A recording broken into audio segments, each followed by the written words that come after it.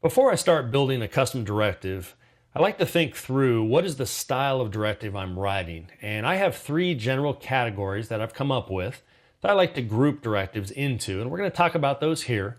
And then we're going to talk about the different types of directives that you can use in the actual views within your application.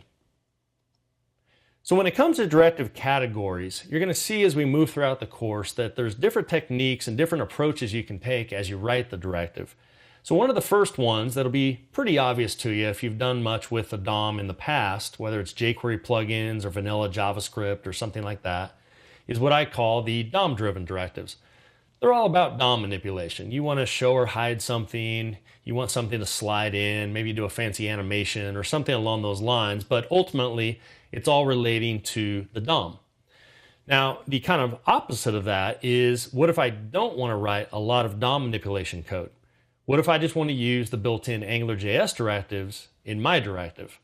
Well, we can do that as well, and I call this a data-driven directive. We're going to let data passed into our custom directive be manipulated and updated in the view by using either built-in directives from Angular or maybe third-party directives or whatever it may be, but we're going to embed those in our directive, and then we'll even have a controller that allows us to manipulate those. So that way we're not so focused on the DOM manipulation. We just build the equivalent of a view with a controller, but it's kind of, I like to think of it as a baby view and a baby controller because it goes in our custom directive. Now this is one of my favorite approaches to take. It's appropriate in some scenarios, and I'd say it's not for others, but we'll talk about this and the DOM as we move forward.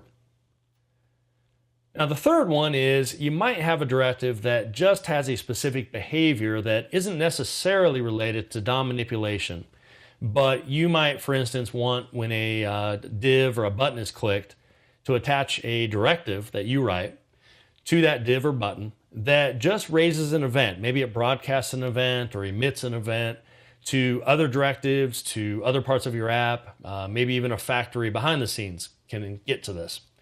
This would be a behavior-driven directive. So it's all about behavior and typically about events. Now, that of course might trigger some DOM manipulation. So there are certainly scenarios where you merge these concepts together. But by having these three distinct categories, it's a lot easier as you start to design your directive to come up with the proper strategy and the proper coding technique to apply and to use to build it. And as you go through the modules that'll follow in the course, we're going to be breaking those down into the DOM and the data and controller and things like that. And you'll see the process for everything and what's involved. Now, when it comes to the actual directive types, the categories are just my general categorization. But in AngularJS, we of course have 4 different ways we can define a directive in a page. So if you've worked a lot with directives in the past, you'll probably have seen this, but just in case you haven't, let's go through these just real quickly. So the first one is we can have an attribute-based type of directive. And you can see we have my dir in this case. It's applied to a span, and that would of course be an attribute directive. Now you've probably done this with an ng-repeat, an ng-if, an ng-show or hide. Very, very common for Angular-based directives. Now the other type of directive, you saw this earlier in the Hello World demo, is just a element-based directive. Very, very cool because we're literally able to create our own tags that as you now put these into your views, just magically know how to manipulate the DOM or do whatever they're going to do. And it's really convenient because now someone on your team can write a set of reusable directives. For instance, you might have one called map, and you could just put a map tag and you'd be ready to go.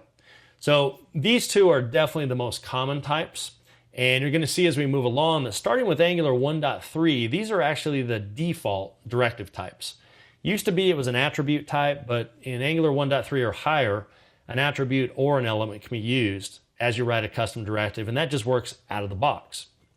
Now the other two types are less frequent, and I personally don't really like them in most cases and don't really use them in any case, but they are there and we're going to cover them quickly here. And the first is a CSS class-based directive where the actual directive is defined in the class name.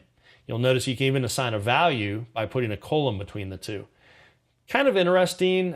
You may have a great use for this. I'm not going to say that it should never be used because every app is unique, but it's not something I personally am using much. And then finally, we have comment-based directives.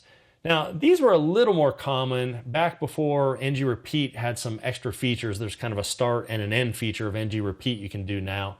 And sometimes, like when you're writing out a table, you can't just make up your own little divs or spans outside of TRs, for instance, your table rows. So sometimes to kind of compensate for the inability to wrap TRs with some type of a wrapper tag that's custom, we might have used a comment. And that might trigger off some special type of iteration for that TR.